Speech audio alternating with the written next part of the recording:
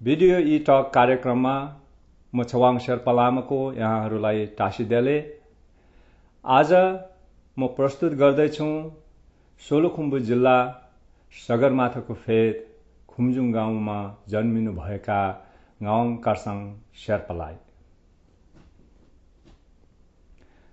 गाउँ कार्साङ शेर्पा शेर्पाहरूमध्ये एउटा यस्तो व्यक्तित्व हुनुहुन्छ जो एकमात्र जसले आफ्नो उच्च शिक्षा इङ्ल्यान्डको क्याम्ब्रिज युनिभर्सिटीबाट र अमेरिकाको वर्टन कलेज अफ बिजनेसबाट गर्नुभएको छ। र दर्शकवृन्द, सायद यहाँहरूलाई थाहै होला, इङ्ल्यान्डको क्याम्ब्रिज युनिभर्सिटी र वर्टनको कलेज अफ बिजनेस संसारमा सुप्रसिद्ध कलेजहरूमा सर्वश्रेष्ठ कलेजहरू ठानिनेछन्। त प्रस्तुत छ खुम्जुङ गाउँका गाउँ कार्साङ शेर्पा। लामा, एकदम धन्यवाद यो इटकमा मलाई बोलाएकोमा। यो मेरो लागि ठुलो अनर मान्छु।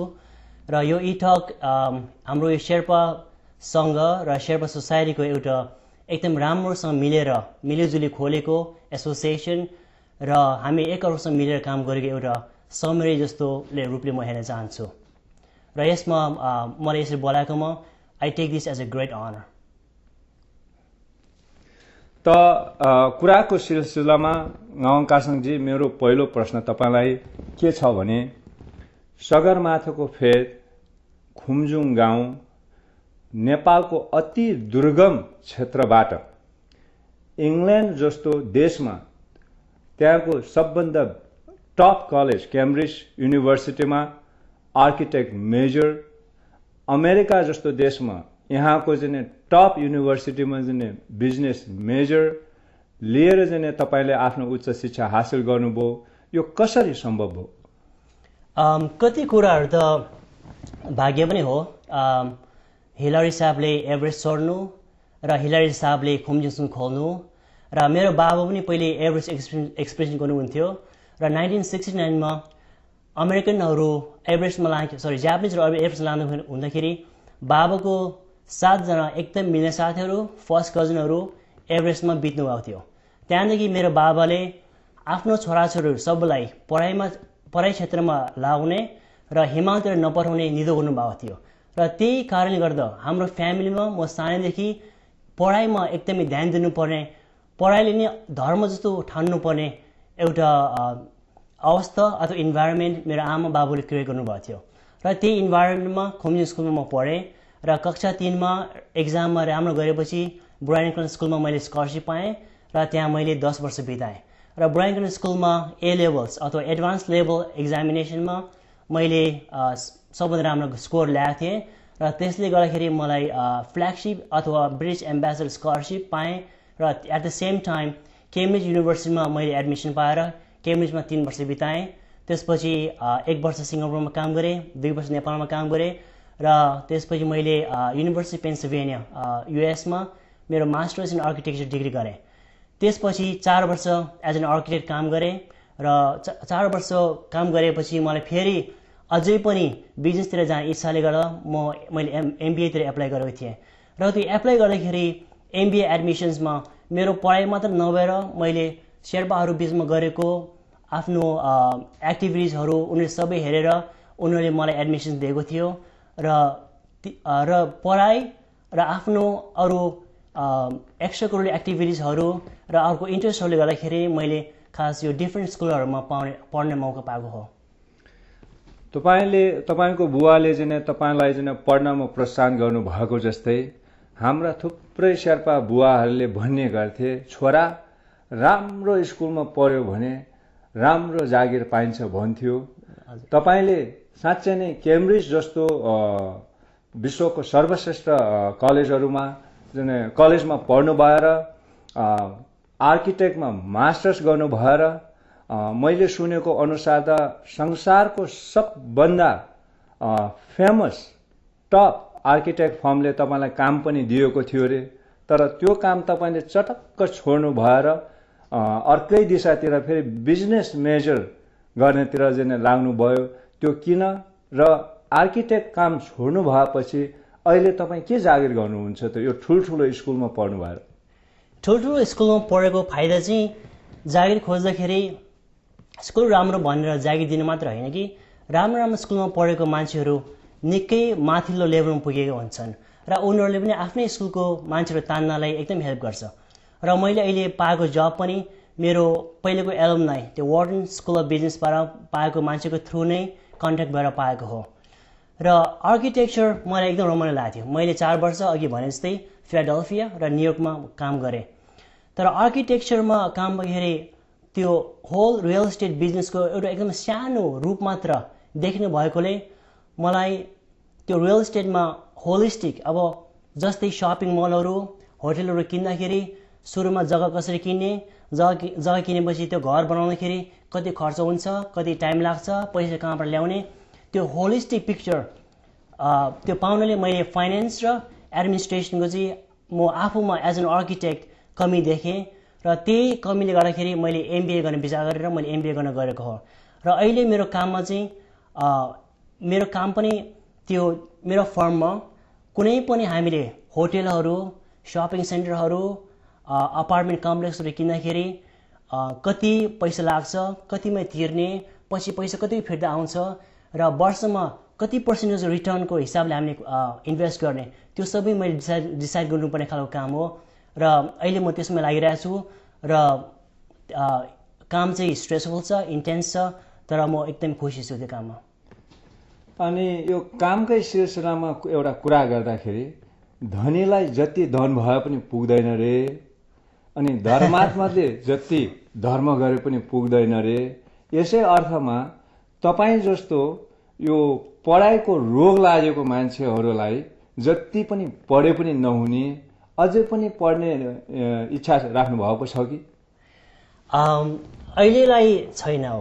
अब आर्किटेक्चरमा पनि मास्टर्स गरेँ, एमबिए पनि गरेँ बिजनेसमा, र अहिले मेरो फोकस चाहिँ मेरो आफ्नो करियर कसरी चाहिँ माथि ल्याउने र कुन रूपमा ल्याउने। र लास्ट 2 वर्षमा मैले एमबिए सकेपछि मैले मेरो काम पनि 2टा छोडेर अहिले तेस्रोमा गइरहेको छु।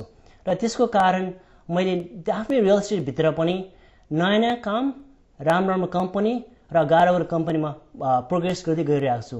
त्यो भएकोले अहिले मेरो फोकस प्योरली मेरो आफ्नो करियर कसरी माथि लाने, मेरो आफ्नो फ्युचर कसरी माथि लाने त्यसमा ध्यान दिइरहेको छु। र अहिलेलाई पढाइमा चाहिँ लाग्ने मेरो अहिले कुनै इच्छा छैन।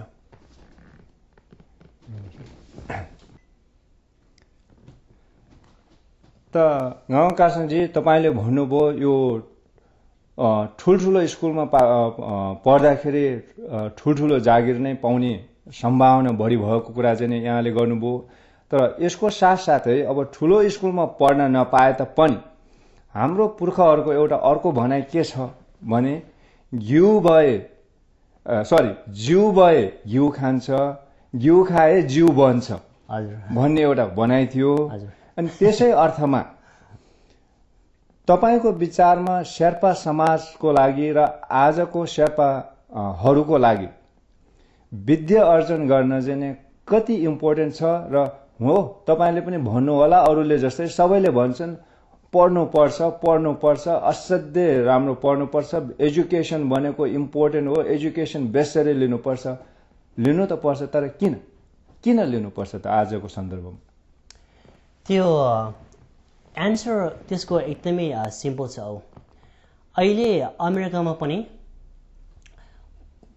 क्लास 10 पास गर्ने अथवा हाई स्कुल पास गर्ने मान्छेहरूको कमाइ र कलेज पास गर्ने मान्छेहरूको कमाइमा निकै फरक मात्र नभएर त्यो फरक चाहिँ अझ पनि बढ्दैछ। जति मान्छेले हाई स्कुल पढेर उनीहरू काममा जान्छ उनीहरूको इन्कम झन् घटिरहेछ, जबकि कलेज पढ्ने अथवा अझै मास्टर्स गर्ने मान्छेको इन्कम चाहिँ एभ्री इयर बढिरहेको छ। त्यसबाट नै एकदमै छर्लङ्ग हुन्छ कि पढ्नुपर्छ भनेर। र हामी शेर्पाहरू पनि थाहा छ, अब शेर्पाहरू पनि थुप्रैले अमेरिकामा आउनु भएको छन् र उहाँहरूमा पनि पढ्नेले पढाइको किसिमको काम गरेको र पढाइ नभएकोले त्यो अनुसारको काम गरेकोमा कतिको भ्याकेसन पाउँछ, कतिको पैसा कमाउन सकिन्छ र कति आफ्नो घरमा फ्यामिलीलाई टाइम दिन मिल्छ त्यसबाट पनि थाहा हुन्छ पढाइ कति चाहिन्छ भन्ने कुरा। अर्को अब यहाँको अमेरिकामा आउनु भएपछि यहाँको टप मान्छेहरू सबै हेर्नुहोस्, अब धनी मान्छे पोलिटिसियनहरू हेर्नुहोस्, उनीहरू सबैको एउटा मात्रै के कमन कुरा छ भने सबैजनाले एकदम धेरै पढ लेखेका छन्। अब बिल गेट्सले हार्वर्डबाट ड्रप आउट गरेको भन्छ, तर बिल गेट्स हार्वर्डमा पुगेको मान्छे हो। अहिलेको सबै प्रेजिडेन्ट हेर्नुहोस्, बुश, क्लिन्टन, सबैजनाले मास्टर्स गरेको हो एकदम राम्रो राम्रो कलेजबाट। त्योबाट एकदमै के छर्लङ हुन्छ भने यो युगमा पढाइ छैन भने लाइफ चाहिँ निकै गाह्रो नै हुँदो रहेछ। अर्थात् एक प्रकारले अब सोझो गाउँले कुरामा भन्ने हो भने चाहिँ पढेर चाहिँ 2 वर्षमा जति कमाउँछ नपढिकन चाहिँ सायद 20 वर्ष लाग्न सम्भावना पनि हुन्छ, होइन त? त्यस्तै छ हो, एक्ज्याक्टली। त्यो मात्र नभएर पढाइ छैन भने आफ्नो फ्लेक्सिबिलिटी हुँदैन, आफ्नो टाइमको, फ्यामिलीले पनि टाइम दिन मिल्दैन र आफ्नो बस्ने ठाउँहरू पनि अलिकति अप्ठ्यारो हुन्छ। द होल इन्भाइरोमेन्ट नै अलिक बिग्रिन थाल्छ। ए हजुर। अनि यो पढाइकै सिलसिलामा गाउँकरसँगजी अब अहिले हाम्रो यहाँ अमेरिका, नेपाल, अस्ट्रेलिया, जापान जहाँ जहाँ शेर्पाहरू छन् त्यहाँ हाम्रा भाइ बहिनीहरू थुप्रै हाई स्कुल पास गर्दैछन् र कलेजतिर लाग्ने तर्खरमा छन्। मेरै पनि आफ्नो छोरा चाहिँ अब कलेजतिर जाँदैछन्। यस्तो अवस्थामा राम्रो कलेजमा एडमिसन पाउनको लागि रिक्वायरमेन्ट्सहरू के हो तपाईँको विचारमा भनिदिनुहुन्छ कि तपाईँको यो इन्फर्मेसनले गर्दाखेरि हाम्रो भाइ बहिनीहरूलाई केही मद्दत पुर्याउला कि? फर्स्ट कुरा पढाइमा राम्रो त हुनैपर्छ। सेकेन्ड, अमेरिकाहरूमा कुनै पनि कलेजले मान्छेहरू एप्लिकेसन हेर्दाखेरि पढाइ मात्रै हेर्दैन, उनीहरूले क्यारेक्टर हेर्छ, ब्याकग्राउन्ड हेर्छ र अरू एक्स्ट्रा करिकुलर एक्टिभिटिजहरू हेर्छ। जस्तै मैले एप्लाई गर्दाखेरि मेरो रेज्युमेमा के थियो, पढाइमा त म राम्रै थिएँ तर मैले स्पोर्ट्स गर्थेँ र अर्को मैले पेन्टिङहरू थुप्रो गर्थेँ। भनेपछि कलेज एडमिसन्सले मेरो रेकर्ड हेर्दाखेरि पढाइमा राम्रो, एकदम क्रिएटिभ, पेन्टिङ पनि गर्ने र स्पोर्ट्समा पनि राम्रो, भनेपछि होल साइडेड मान्छे, उनीहरूले त्यस्तो मान्छे खोजिरहेको हुन्छ अमेरिकामा चाहिँ। भनेपछि पढाइमा अलिकति कमजोर छ भने हाम्रा भाइ बहिनीहरूले अरू एक्टिभिटिजहरूमा अलिकति ध्यान दिएर त्यसलाई दोहोरो पारेर पनि आफ्नो चान्सेसहरू राम्रोसँग बढाउन सकिन्छ।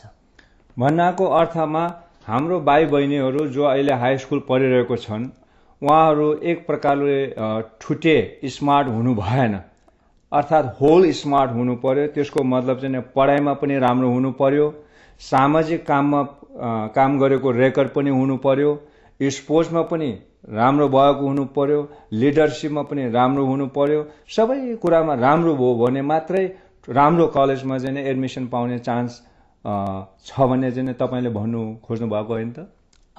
हो। At the same time top कलेजमै छिर्नुपर्छ भन्ने पनि केही पनि छैन।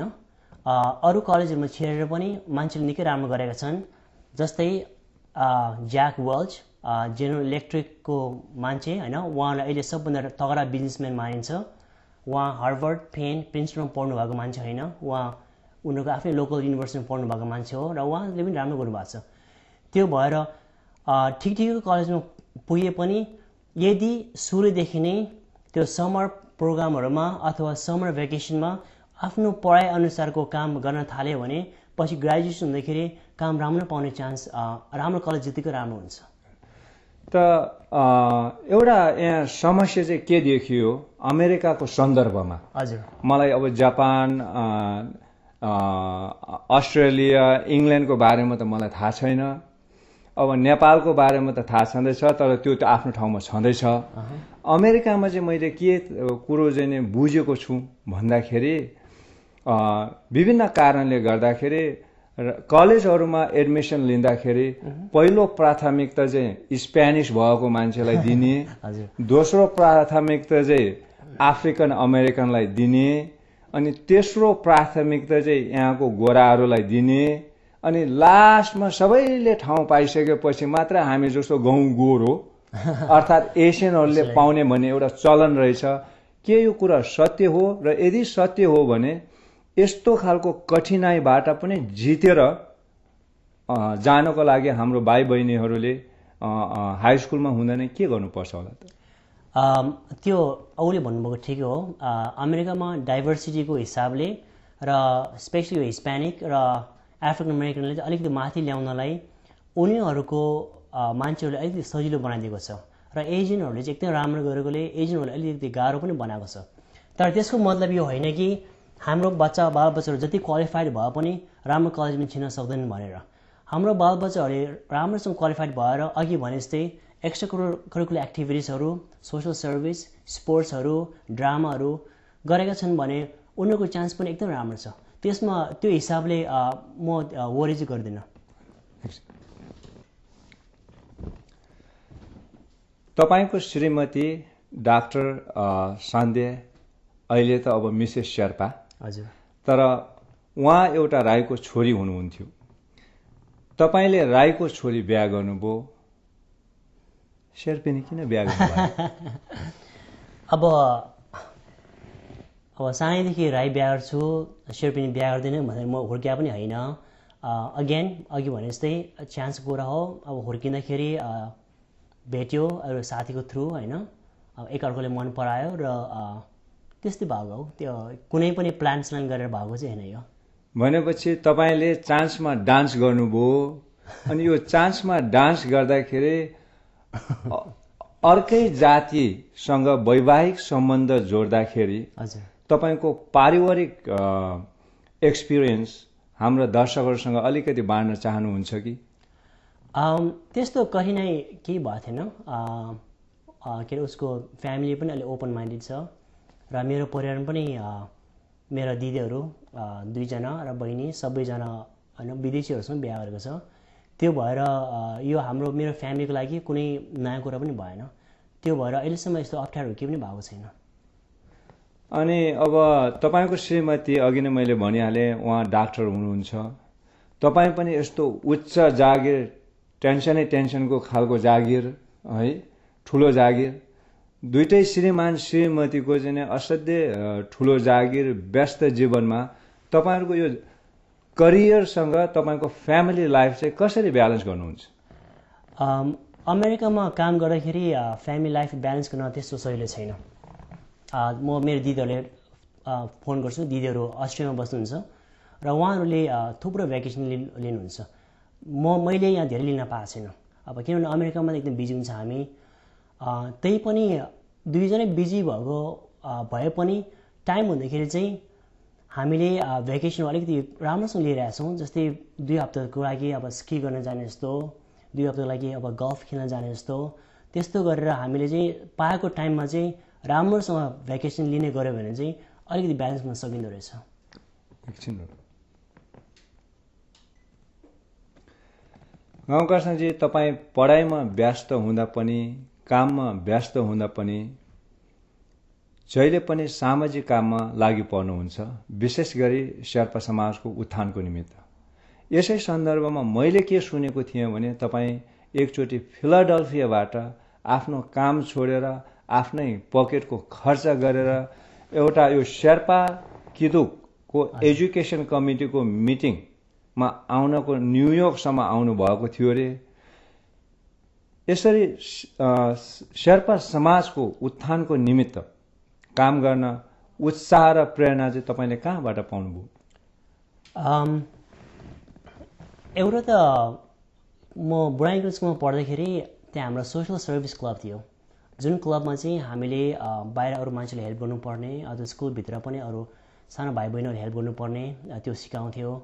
सेकेन्ड, हामी आफैले सोच्दा पनि अब तपाईँले पनि थुप्रो गर्नुभएको छ यस्तो कामहरू, हामी आफै सोच्दा पनि आखिरमा जागिर त हामीले गर्न सक्छ, जागिर गर्न प्रब्लम छैन, घरको काम पनि गर्न सक्छ, अनि टाइम छ भने अरूले हेल्प गर्ने काम किन नगरौँ भन्ने हिसाब पनि हो।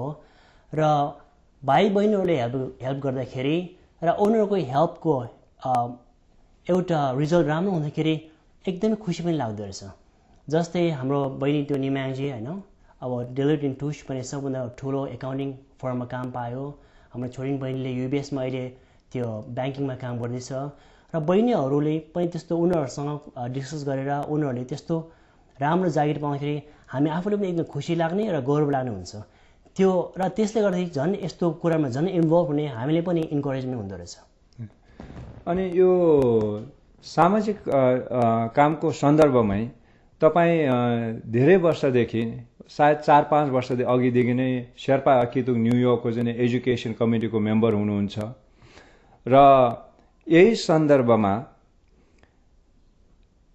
शेर्पाहरूको शैक्षिक विकासको निमित्त विशेष गरी नेपालमा रहेको शेर्पाहरूको शैक्षिक विकासको निमित्त अमेरिकामा रहेको शेर्पा कितुक जस्तो संस्थाहरू जापानको शेर्पा कितुक सान फ्रान्सिस्को शेर्पा कितुक अस्ट्रेलियाको शेर्पा कितुक युनाइटेड किङडमको शेर्पा कितुक यस्ता कितुकहरूले चाहिँ के विशेष योगदान चाहिँ तपाईँको विचारमा के पुर्याउन सकिन्छ त?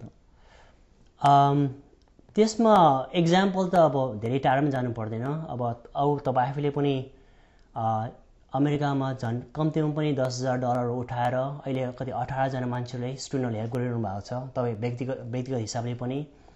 र अर्को यहाँ हाम्रो शेर्पा कितुक न्युयोर्कमा कसरी फर्म भयो र अहिले शेर्पा कितुक कुन स्टेजमा पुगेको छ त्यसबारे के थाहा हुन्छ भने शेर्पाहरू मिलेर काम गर्न सक्छ र कुनै मान्छेले सुरुमा 12 देखाएर शेर्पा कितुक हिसाबले यो काम गर्ने हो भने मलाई जहाँसम्म लाग्छ त्यो हामीले राम्रोसँग गर्न सक्छ। र अर्को इक्जाम्पल चाहिँ हाम्रो हिमालयन ट्रस्ट काठमाडौँमा। अब नेपालमा थुप्रो एनजिओहरू छन् तर हिमालयन ट्रस्ट अहिले पनि जब पैसा उनीहरूले बुझाएअनुसार सबभन्दा मोस्ट इफेक्टिभ एनजिओको रूपमा बसिरहेछन् र सबै त्यो इक्जाम्पल हेर्दाखेरि मलाई जहाँसम्म लाग्छ यदि हामी शेर्पा सबै बाहिरको मिलेर कुनै एजुकेसन फन्ड खोलेर काठमाडौँमा चलाउने हो भने हामी एकदम सक्सेसफुल हुन्छौँ होला। अनि यो तपाईँले शेर्पाहरू मिलेर काम गर्ने हिमालयन ट्रस्टको सफलताको बारेको कुराहरू गर्दा गर्दै मलाई एउटा प्रश्न तपाईँलाई के सोध्न मन लाग्यो भने अब हिमालयन ट्रस्ट सर एडमन्ड हिलरीले खोल्नु भएको हजुर त्यतिखेर चाहिँ अब हामी शेर्पा जातिहरू अमेरिका पनि पुगेको थिएनौँ, जापान पनि पुगेको थिएन, हाम्रो आर्थिक अवस्था पनि सायद अहिलेको जति राम्रो थिएन होला।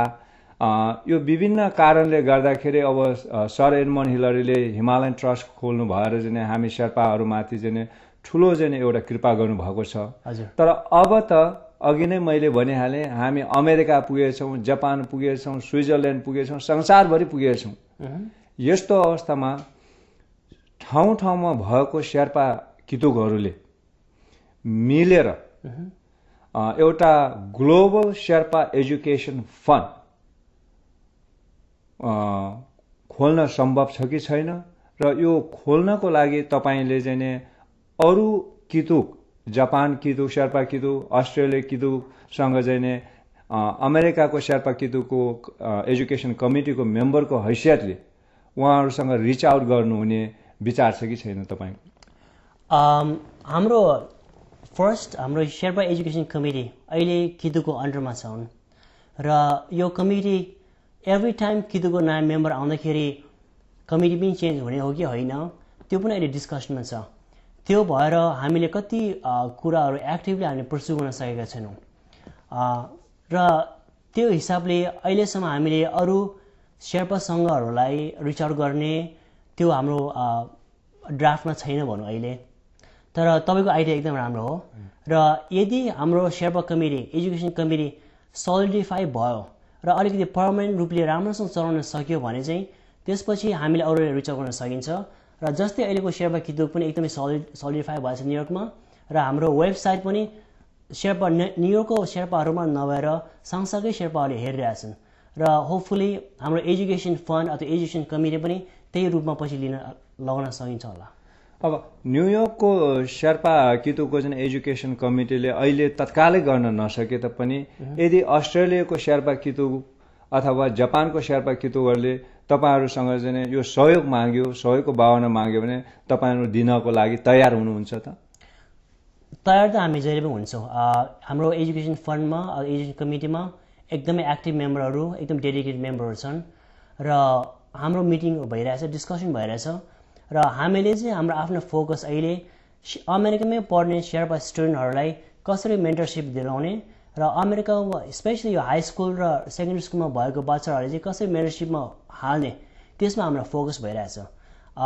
तर अरूहरूले हेल्प माग्यो भने हेल्प दिन नसक्ने अथवा नदिने हाम्रोमा छैन। अब यो एजुकेसनलाई अलिकतिको लागि छोडेर हजुर हामी कल्चर र भाषातिर लागौँ। हामी शेर्पाहरूमा सबै तपाईँ जस्तो विद्वान र अरू सबै शेर्पाहरूले जहिले पनि गुनासो पोखाएको हुन्छ कि हामीले हाम्रो शेर्पा भाषा बचाउनु पर्छ, हाम्रो शेर्पा भाषा बचाउनु पर्छ। तमा तान्दा खिरुङदा गानी नेपालीलाई तमिए खिरुगी तु क्यासेमा तमा दबी शेउरी तमिए दे तु क्या बचा खिरु Tan orang yo the interview the Shuri Tamila casting a Gui na Tila ala Paramebe. Tan orang you give Shuri Tamila interview cassie, orang Shuri be munching ham hogina, and ham hagas my canny mother Mayusum. I did prom case on a Amro Sherpa Basaniki, high sales. To Hamili admit gunpun kurao. अब भाषामा नभएर अहिले न्युयोर्कमा अमेरिकामा हामीले आफ्नै बच्चाहरूको नाम पनि अब इङ्ग्लिस नामहरू क्रिस्चियन नामहरू राख्न थालेका छौँ। त्यो भएर शेर्पा भाषा जोगाउनु पर्छ, तर यो जोगाउन सकिन्छ कि सकिँदैन भन्ने क्वेसन चाहिँ एकदम ओपन छ। मलाई जहाँसम्म लाग्छ यदि हामी शेर्पाहरूले पनि टिबेटनहरू जतिकै बल गरेर र कोसिस गरेर त्यो डाइरेक्सनमा लाग्यो भने somehow हामीले नेक्स्ट जेनेरेसनसम्म जोगाउन सकिन्छ होला। तर अब यही तालमा अब हामी भेट्दा पनि नेपाली बोल्ने, हाम्रो बच्चाहरूसँग इङ्ग्लिस बोल्ने, बच्चाहरूको नाम इङ्ग्लिस राख्ने गऱ्यो भने मलाई जहाँसम्म लाग्छ हाम्रो बच्चाहरूको जेनेरेसनमा नै हाम्रो भाषा र प्रिटी मच हाम्रो कल्चर पनि निकै हराइसक्छ। र यो चाहिँ अब दुःख लाग्दो कुरा हो, तर हाम्रो यो फेरि अहिलेको इन्भाइरोमेन्ट हामीले महसुस गर्नुपर्ने र एडमिट गर्नुपर्ने पनि भएको छ।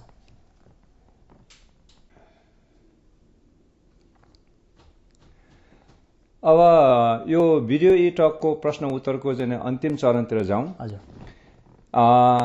गाउँका साँझी तपाईँ हाई स्कुलमा हुनुहुँदाखेरि स्वर्गीय राजकुमार दिपेन्द्र शाहको तपाईँ असाध्यै मिल्ने साथी थियो। विगत राजदरबार हत्याकाण्डबारे तपाईँको केही विचार छ कि? त्यसमा चाहिँ हैन अब दिपेन्द्र बितेको मेरो लागि हैन देशको लागि नै एउटा ठुलो नोक्सान भएको छ। र हामी स्कुलमा हुँदाखेरि एकदमै मान्छे डिसेन्ट, एकदमै हम्बल र very much down to earth साथीको रूपमा हेरेका थियौँ र एकदमै राम्रो क्यारेक्टर पनि थियो उसको। र स्कुलमा यस्तो कल्चरल प्रोग्रामहरूमा पनि यो विभिन्न नेपालको विभिन्न जातको कल्चर प्रोग्रामहरूमा उसले एकदम इन्ट्रेस्ट दिएर हेर्थ्यो। र अब हत्याकाण्डको बारेमा अब हो कि होइन त्यसमा म धेरै कुरा आफ्नो ओपिनियन म भन्न चाहन्न, तर मेरो लागि चाहिँ एउटा साथी नै लस भएको हो र मेरो विचारमा देशको लागि पनि एकदमै ठुलो लस भएको छ। अनि अब यो भिडियो ई टकको अन्तिम चरणमा यो हाम्रो भिडियो ई टक मार्फत तपाईँ विश्व शेर्पा समुदायलाई आफ्नो बाँकी रहेको केही मन्तव्यहरू बाँड्न चाहनुहुन्छ कि? त्यसमा म अघि मैले भनेको कति कुराहरू फेरि दोहोऱ्याउन चाहन्छु।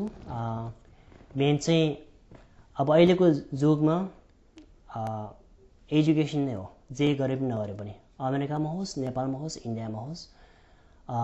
र एजुकेसनमा पनि यदि अमेरिकामा लाग्ने हो भने पढाइ मात्र नलागेर अरू एक्स्ट्रा करिकुलर एक्टिभिटिजमा पनि लाग्नुपर्ने त्यो अवस्था आउँछ। र कति भाइ बहिनीहरू अमेरिकामा पढ्न आइरहेछन् र उनीहरूको पढ्ने तरिका चाहिँ नेपालको जस्तो छ। कलेज पढ्न जाने 2-3 वर्ष, कामको बारेमा केही पनि ध्यान नदिने, पढाइसकेपछि अनि छिटो काम खोज्ने। अमेरिकामा त्यो रूपले धेरै सक्सेसफुल हुँदैन। अमेरिकामा फर्स्ट इयरदेखि नै पढ्दाखेरि नै कुन चाहिँ डाइरेक्सनमा काम मेजर गर्ने र त्यो मेजर अनुसार कसरी काम खोज्ने त्यो हिसाब गर्नुपर्छ। मैले पेनमा पढ्दै मैले तुरन्त आर्किटेक्चरको मैले कामहरू खोज्न थालेको थिएँ र मैले ग्रेजुएसन नहुँदा पनि मैले समरमा गरेको इन्टर्नसिप गरेको कामबाट मलाई कामको जब कन्फर्मेसन भइसकेको थियो। र हाम्रो भाइ बहिनीहरूले पनि अहिले त्यही हिसाब गर्नुपर्छ। समरमा न्युयोर्कमा आएर रेस्टुरेन्टमा काम गर्ने, ओसन सिटीमा गएर काम गर्ने, पैसा कमाउने राम्रो हो, तर सकेसम्म जुन चाहिँ फिल्डमा मेजर गर्न लागेको छ त्यही फिल्डको कुनै पनि काम पार्ट टाइम जब भए पनि टेम्पोररी जब भए पनि र पैसा अलिकति कम पाउने जब भए पनि त्यो काम गर र त्यो काम गर्दाखेरि पछि आफ्नो फिल्ड र जबको बारेमा पनि राम्रो आइडिया आउँछ र पछि ग्रेजुएट हुँदाखेरि काम पाउने पनि एकदम राम्रो सजिलो हुन्छ र म चाहिँ मेन भाइ बहिनीहरू चाहिँ त्यसमा फोकस गरेर भन्न चाहन्छु धन्यवाद ngau kasang ji tama ta ngau kasang khurung aring for Philadelphia ne de New York la di video ita khurung la phepsung nya thuji che you know thuji che la se thuji no aura insinang de video ita एकदम host खाने निला और चाहिँ lau mila ketang ni encourage खाउदले एकदम thuji no thuji che